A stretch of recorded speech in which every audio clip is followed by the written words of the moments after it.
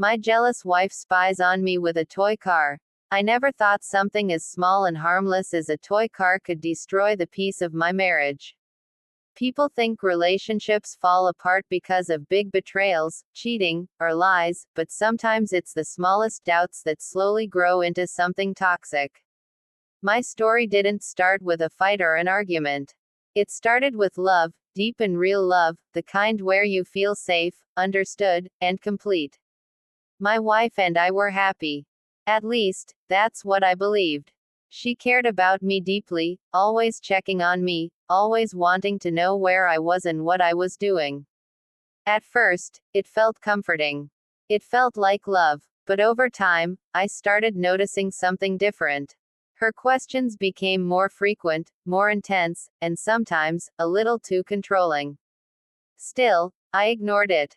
I told myself that every relationship has its flaws, and this was just a small one. I had no idea that this small flaw would soon turn into something much bigger. One day, I came home from work, tired and ready to relax, when I noticed something strange. A small toy car was lying near the sofa. It looked cheap, like something a child would play with. I picked it up, looked around, and smiled to myself, thinking maybe one of the neighbor's kids had dropped it. It didn't seem important, so I placed it on the table and moved on. The next day, I saw the same toy car again, but this time it was in the kitchen. I paused for a second, trying to remember if I had moved it there, but I couldn't recall. Still, I didn't think much of it. Maybe my wife moved it while cleaning. Maybe I just forgot. It wasn't a big deal. But then it kept happening. Every single day, that toy car would appear in a different place. Sometimes near the TV, sometimes beside the bed, sometimes even in the hallway. It was strange, but not enough to make me panic. At least not yet. After a few days, I casually asked my wife about it. I said, "Have you noticed this toy car? It keeps showing up everywhere." She paused for a brief moment before replying, "It's probably nothing. Why are you overthinking it?" Her tone was calm, but something about that pause stayed with me. It felt unnatural, like she was hiding something. But I trusted her, so I didn't push further. However, the toy car didn't stop appearing. In fact, it started showing up at very specific moments. Whenever I was on a phone call, it would be nearby. Whenever I came home late, it would be placed somewhere I couldn't ignore. It felt like it was always there, silently watching me. That's when the confusion slowly turned into suspicion. One night, I decided to test something. I picked up the toy car, placed it inside my drawer, and locked it. I didn't tell my wife. I didn't say a single word. I just wanted to see what would happen. The next morning, I woke up, walked into the living room, and froze. The toy car was sitting right in the middle of the table. My heart started racing. I clearly remembered locking it inside the drawer. There was no way it could have gotten out on its own. That's when I realized something was seriously wrong. This wasn't a coincidence anymore. This was intentional. That night, I couldn't sleep.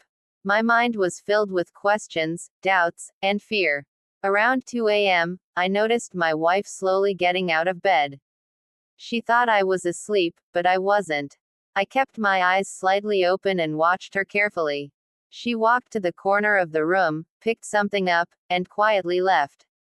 My heart started beating faster. I waited for a moment before following her. As I stepped into the hallway, I saw a faint light coming from the living room. I moved closer, trying not to make any noise. And then I saw her. She was sitting on the couch, holding the toy car. But this time, something was different. She opened it, and inside, I saw a tiny hidden camera. For a moment, I couldn't believe my eyes.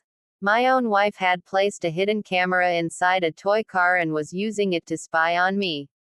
I stepped forward and said, "What are you doing?" She froze instantly. Her face turned pale, and her hands started shaking. I repeated myself, this time louder, "What is this?" Tears filled her eyes as she tried to speak. "I can explain," she said, her voice trembling. But I didn't want excuses. I wanted the truth. You're spying on me, I asked, my voice filled with anger and disbelief. She broke down and said the one thing I never expected to hear. I thought you were cheating on me. Those words hit me like a storm. Cheating. After everything we had been through. After all the love and loyalty I had given her. I couldn't understand how she could think that. Are you serious? I asked, my voice shaking. I've never given you a reason to doubt me. She kept crying, trying to explain her actions. She said she noticed small changes in my behavior. She said I smiled at my phone, came home late, and sometimes seemed distant. She said those small things made her overthink, and overthinking turned into fear. That fear consumed her and pushed her to do something she knew was wrong. Then she said something that made everything even worse. There are more cameras, she admitted. Not just this one. I felt my world collapse in that moment. Where? I asked, barely able to speak. She looked down and said, in the living room, the kitchen, even the bedroom. I couldn't believe what I was hearing.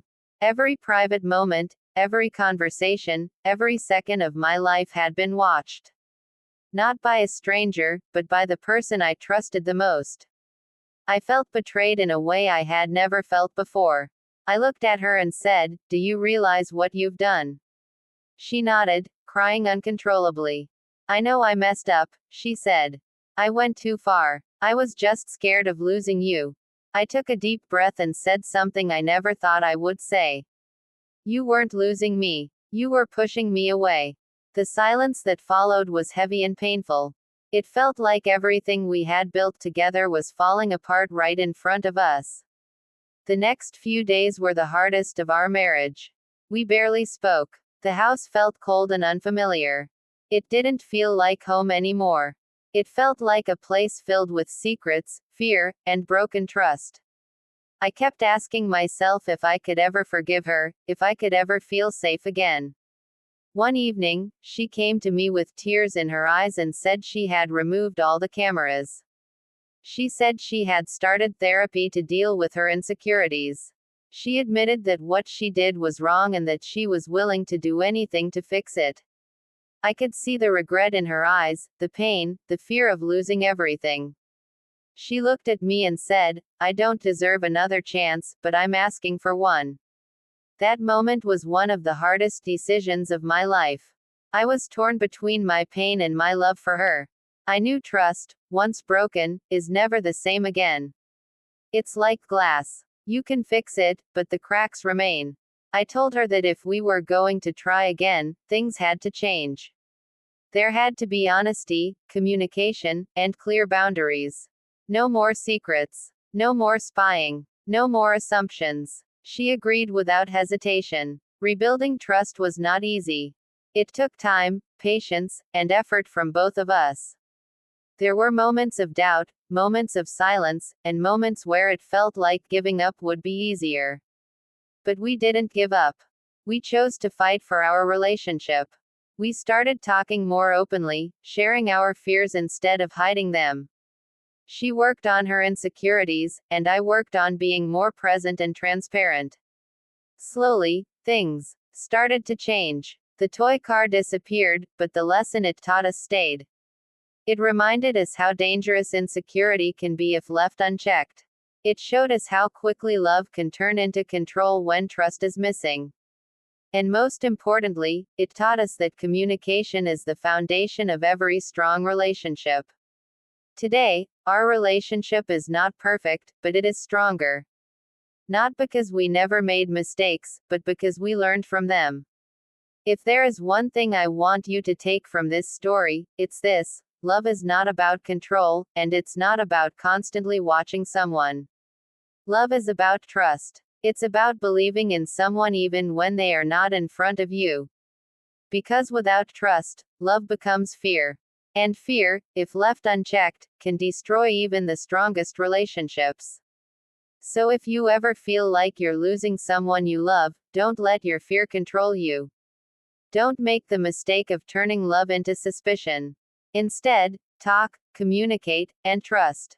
Because sometimes, the biggest enemy of a relationship is not a third person.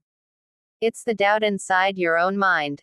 And once that doubt takes over, it can turn even the smallest thing, like a toy car, into something that breaks everything. Heart.